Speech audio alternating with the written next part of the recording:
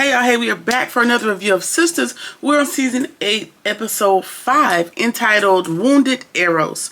And so Andy is outside of Gary's hospital room pacing back and forth, and she's worried about the state of his well-being. She is genuinely concerned at the fact that a man could be dead. Not so much about it being Gary, but, you know, just human natural concern. He had a seizure and they were able to stabilize him, but the doctor did tell her that it is touch and go, and you know, we're really not sure if he's going to make it. And then Hudson rolls up and he's back on this power of attorney trip, even though he's the one that let her go in the room, right? And he threatens to sue the hospital for HIPAA violations, even though she is his fiance. That power of attorney does supersede your potential wedded status with him. And he accuses her of mainly just sticking around. Well, basically the doctor's like, okay, you know, threats of a lawsuit, I don't want no parts, and so you got to get all of your updates through him because he has the power of attorney and I can't be in that. He accuses her of sticking around just to make sure that Gary flatlines and just to make sure the job is done.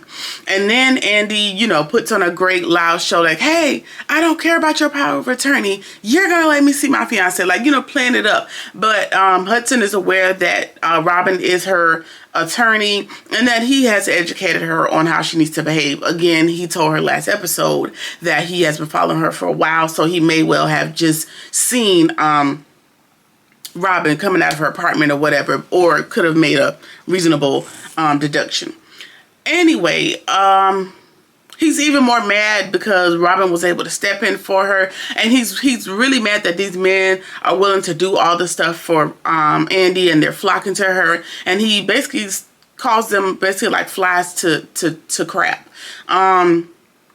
And so she's getting upset at the accusations and the digs, which I would be as well, and she attempts to slap him. Child, was the slowest attempt.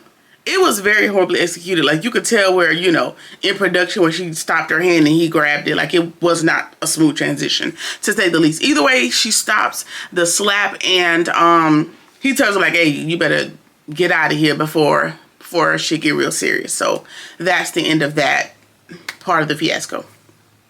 All right, don't know the lady's name, but I'm just going to call her Miss Edgeless for lack of a name. She is still demanding $400K from Karen and Pam.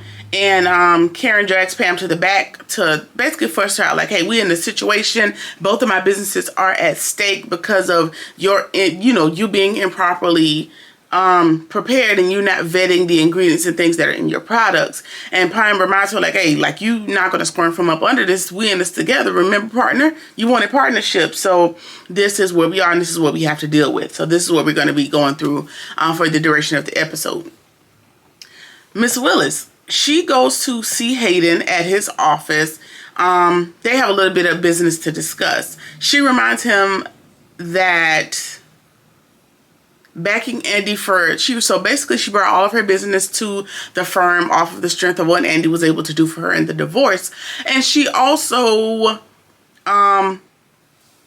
gave a shining review, which helped them to determine that they want her to be partner in the firm, right? And she reminds him, like, hey, you got to let that hatred for women go. Like, you got to chill, because when it comes down to business and pleasure, Miss Willis is always going to choose business every time. And you just be glad that I'm here for the pleasure. Like, just, you need to calm down. There's a lot that I can teach you, little boy. You know, just let him know what it really is. And he throws up the FBI and the stabbing investigation that Andy's currently going through. And Miss Willis is like, hey, me and you both know that lady wouldn't hurt a fly. She wouldn't bust a grape in a fruit fight. Like, we know that Andy is less than likely to do this. Now, I agree. However, in this episode, you saw where she starts to unravel, and maybe she unraveled back there at that wedding, which that would be too obvious. That would definitely be too simple. I still think that it's Robin. Y'all let me know who y'all think it is in the comments, but I really think it's Robin. That's just me. Either by way of actually doing it himself or hiring someone to do it, but I believe it's Robin. Well, Robin or Penelope, one of those two. I'm struggling to narrow down which one had the greater interest in it being him. Penelope has a more immediate interest, a more physical interest, but Robin, you know, definitely a greater financial interest, potentially whatever. Anyway, he and Miss Willis, they know that Andy couldn't do it, okay. And then she tells him that his envy for Andy is so unattractive. Again, he needs to let that hatred go for that woman. I guess women in general, because he also hates Fatima. Like, he doesn't really have that much of visceral hate for any of the men in his life. Even Gary, when he found out that Gary, because we can go ahead and write him off as a suspect, potentially, right? Even when he found out that Gary was knocking his wife down, you know, he still doesn't appear to have as much visceral hate. And maybe, you know, it's wasted energy because he's fighting for his life, so me hating him won't do anything. But still, there's not a visceral hate for a lot of the men in his lives. And, you know how that punk shit goes with people like that. Okay, and so Andy and I forgot where I was at.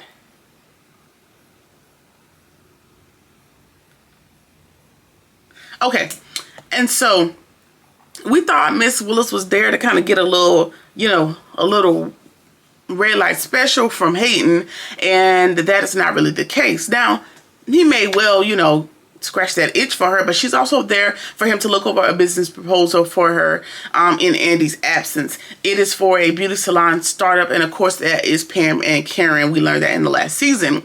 And he thinks that it's just some measly edge control company made up by some thoughts, and it's a waste of her time, and it's a waste of her investment. And so she has to, you know, make him realize, like, it's kind of a passion project, honestly. She believes it to be much more than that. She invested in two entrepreneurs, I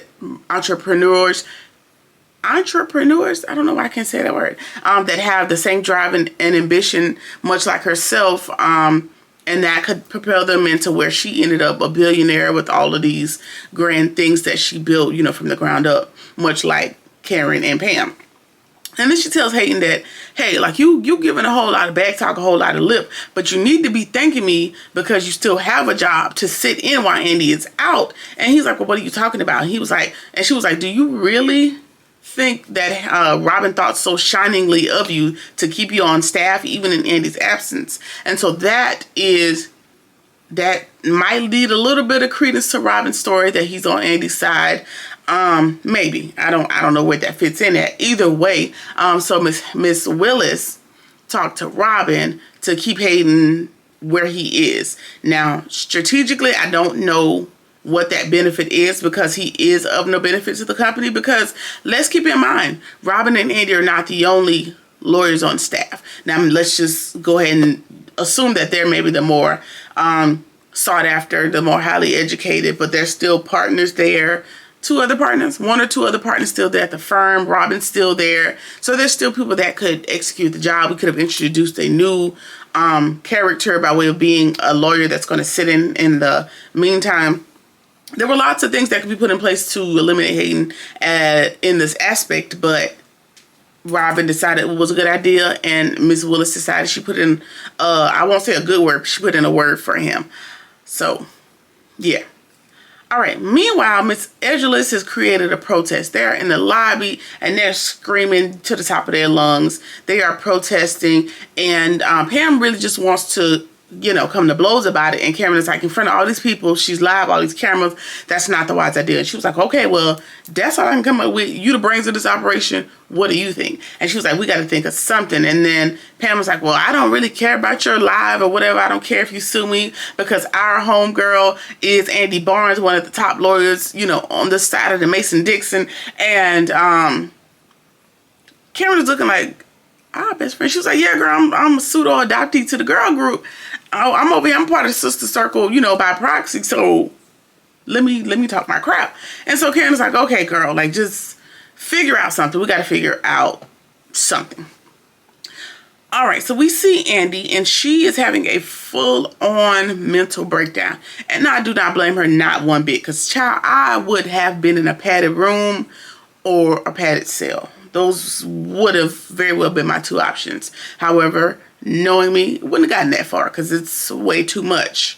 Either way, we see her having a breakdown over everything Gary has done to her, replaying the relationship, and, you know, verbally just berating herself, like, how could you be so dumb? Like, physically hitting herself in the head, like, you dumb B, like, how could you get this far off your square because of a man? She knows that he's the worst decision that she's ever made, and her whole life is ruined for a freaking man. And she declares right there in that moment that she will never be controlled or manipulated by a man ever again. And it sounds amazing. How the ever and ever the how. We see Jordan text her and say, hey, you need to, can I come over? Can you come over? I can't remember the invitation. Let's just, for the sake of the review, let's just say that he asked, can he come over? No. He asked her to come over, and she was like, yeah, I'm on the way. And so we're assuming that she's going to go to him, but we know by the end of the episode that he ended up in her apartment, and we'll talk about that in a few minutes. Either way, Danny's down at the bar, and she is drinking her sorrows away.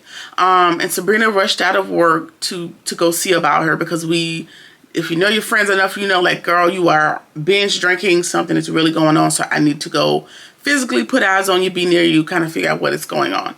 Now, immediately prior to this, Rush asked her, I called him Rush. Why did I call him Rush? Rich asked him to go to lunch with him, and she was like, no, you know, it's a whole lot going on. Maurice and Paige were going back and forth, and she was like, you know, it's not a good time. There's a lot happening here. So, just to kind of jump ahead, we see where Rich and Tony walk up on them at the restaurant. And so that's going to be, it's 100% going to be an issue next episode, because, hey, you could go to lunch to save Danny, but you couldn't go to lunch with me. Of course, Rich, is not the same. My friend is binge drinking. That could be a safety hazard. You just want to go to lunch so we can, you know, fool around with the little hanky-panky and what the hell ever. So the situations are not equal, but I know that Rich will have this complaint because he doesn't really like her friends. He tolerates them because they happen to be her friends. Just jump ahead on that. All right. Either way, Danny tells Sabrina that she couldn't get in touch with her therapist. Her therapist kind of ghosted her because she's telling Danny, like, hey, girl, I'm your therapist. However, I'm not on call. It's not that type of time. So I got to get to you when I can get to you. And so she needs to vent. And so, you know, of course, Sabrina is there. And she tells Sabrina, like, girl, I'm not like you. I'm not looking on the bright side of things. I'm not zen. I really just want to go to Duke's about it. It ain't the healthiest solution, but it's working for me. And she was like, well, how's it really working out? She was like, well, okay, not so much, but it's all I know. It's where I am with this thing. And then she tells Sabrina about Tony, you know, not wanting to have sex with her, which is her coping mechanism, and he's more interested in her emotional well-being. And Sabrina, you know, looking on the bright side of things or looking at the positive, she says, hey, maybe that's a good thing. Maybe he's showing you that he's more interested in your emotional well-being as opposed to your physical stature, you know. That is a positive if we're looking for them. And so she's like, she's not hearing it. She's not in a space to receive it, but here we are. We're having the discussion. And then she goes on to tell her, like, yeah, he's also offering me unsolicited career advice. I never said I wanted this career. It's just paying the bills for now. Blah, blah, blah, blah, blah. Blah, blah, blah, blah, blah. And, you know, Sabrina's like, you know, maybe the higher level course is a good thing. Maybe, you know, he thinks you're capable. Could be something to have in your repertoire if you end up in this path. Like, again, just a positive outlook of how this could go. And she tells Sabrina, like, hey, I don't feel like I need to fix Tony. And I feel like he's always in a constant state of attempting to fix me. And that is not fair. And that is valuable. That is a honest, reasonable thing. I don't know what I'm trying to say. I'm sorry, I'm studying. That is a reasonable deduction for Danny to come to, because it could come off as, hey, you know, you're always in a perpetual step of attempting to save me, of attempting to fix me. I'm fine, and I don't find attempts to fix you and make you better, quote unquote, because I'm fine with how I am currently and where I am currently. And so I think that this could have been avoided with a simple discussion. Like, hey, what are your goals? What are your dreams? Hey, my goal is this and this and this. Hey, just establishing like the roles, how they need each other to be in support of each other. Because everybody needs support differently. And everybody's love language is different. So, you know, for someone else, that might have been amazing. They didn't have to look it up. They didn't have to do the legwork. They're willing to put in the actions, but somebody else has to get it set up. That works for somebody. Danny might not be that person, and there's another way to get this accomplished without issue. But here we are. Either way, Sabrina is, again, she's the Mary Poppins of the situation, and she wants to find the bright side of the rainbow. Okay. Fatima asked Hayden what him and Miss Willis could be skinning and grinning about back then at office, and she threatens to out him to Tamara about Mrs. Willis. Hayden seems to think like, hey, don't get on my bad side because Andy has isolated all of her allies by way of Robin and Miss Willis, and so you don't really want to be on my bad side if you want to keep your job. And Fatima is like, okay, whatever, and she walks away. So she goes to her office and she's on the phone with Zach, and she has to hang up immediately because Hayden follows her to her office to continue, being the asswipe that he is. And he's there to threaten her to not make further enemies, like I said, with him, Mr. Willis, with Robin, because he thinks all of them are on his side now. So, he might be buying into the Robin scheme of enemies closer because he seems to think that these people are going to vouch for him. Either way, she reminds him that he's playing a dangerous game and he should settle down. You think these people are on your side, but that's really not how that goes. And he threatens to report her to Jordan, and she's like, okay, do that at the risk of being, called a snitch and whatever. You go right ahead. Because again, she knows like Jordan does not have your best interest at heart. So go tell him. Frankly, I don't give a damn. Okay. Jordan texted Andy and asked her to come over, and she's thinking about heading that way, but she's sitting there, she's kind of replaying everything that happened at the wedding day because she didn't consider Jordan, and she's replaying that wedding night, and she wonders what Jordan could have done, or could it have been him, because she remembers him saying like, hey, let's run away, let's do all these things, you don't have to do this, blah, blah, blah, blah, and she's like, I have to, you need to go win your election, I'll figure it out. And Jordan is like, girl, if you won't fight Gary, then I will. And so, what is your full scale of fighting Gary? How far did you get in that planning process? So now he may be a suspect as well. All right. Danny raises a good question. Talking to Sabrina, they're still talking about we're still talking about Rich at this moment. Rich or Tony? Tony at this moment, right?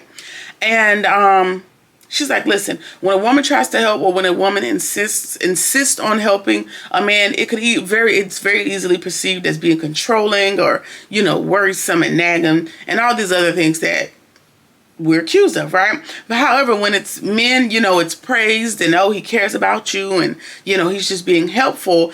And Sabrina didn't think about it that way. She was like, yeah, that is some prejudices that we have about each other as men and women, but here we are. While they're sitting there discussing it, we see Rich and Tony roll up on them at the restaurant. Like I said in the previews for next episode, we'll see them having a conversation, but I'm sure that there will be a conversation between Rich and Sabrina where he's going to personally feel a way that she did go out to lunch with Danny to save her and quote unquote save her and help her out with her issues, as opposed to going to lunch with him. All right. Fatima and Zach, she's on her lunch break because she's kind of rushing because, the block is hot. She don't have a whole lot of time to be lollygagging. And they think that maybe Miss Willis also had a vested interest in Gary being taken off the map, right? Because her friends and Gary, they had this investment thing going on long ago, and they lost a ton of money, by way of Gary being his normal scammy self, right? And they're like, maybe Hayden is working with Miss Willis to be alibis for each other. They're thinking they're working together. I don't think that's the case, but they are thinking that Miss Willis could be a viable suspect for what happened to Gary. So, of course, we'll see. I doubt that it's Miss Willis. Like, she got way too much to lose. Now, I wouldn't doubt that she wouldn't pay somebody, but her doing the dirty work herself, not proper. Okay. We are tied. Trey is at the shop. He walked in the middle of the riot, and he tells them that they should consider settling with Miss Edgeless, and Karen's like, absolutely not. She's asking for $400K. You got $400K? I damn sure don't got it. And Pam is like, listen, I'm sure it was not my product. Like, I'm pretty sure. And Karen is like, yeah, maybe, but I also have to hold some accountability here because I should have had the product vetted and tested, you know, making sure we got FDA standards and whatever else, which she didn't say FDA standards, but I guess that would be like the vetting process to make sure the products are good and the stuff, it's not probable to hurt anybody. Even though a lot of products on the market are not FDA approved, and the FDA approved items be trash anyway, so who really gives a damn? But here we are. And as they're, you know, just sitting there talking about what to do next, Miss Willis rolls up at the salon. And so now we have to deal with not only this riot happening, Miss Willis being worried about her new investment with the company. Okay. Andy has guests, and she thought it was Jordan. Don't know how, because you were supposed to go to him. Either way, it is Jordan and Penelope. And Penelope is giving like big sister, like lioness vibes. Jordan is behind her with his head held down. And Penelope is walking in like she walked in on some knuckle up type stuff, right? And they seem to be really upset with her. And they think that her and Gary set them up by way of just planning to ruin their lives just for the hell of it. Like, how dare you and Gary plot to ruin both of our lives, and you know, just really talking trash to Andy. And Andy's like taking it back. She's like, I can assure you, like, oh my mama, I had nothing to do with that. And she's like, Jordan, tell her, like, you know, we had something. Tell her that you don't believe that I'd be able to do something like this. Now the statement seems like something that was repeated from the FBI agent that they've now taken on as a belief as well. So that is why they're here with these attitudes, right? And she's asking Jordan, like, hey, step in and say something. And Jordan is like, he's standing back there with his head held down, and he's letting Penelope handle the situation.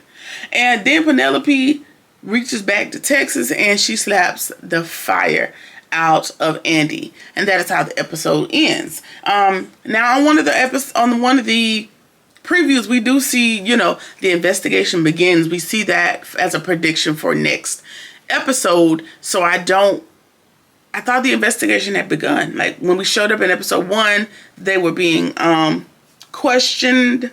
Nobody was charged. So I guess the true investigation begins. I don't know if they are alluding to like Zach and Fatima's investigation, or, you know, the further investigation when it comes to the FBI and the local authorities.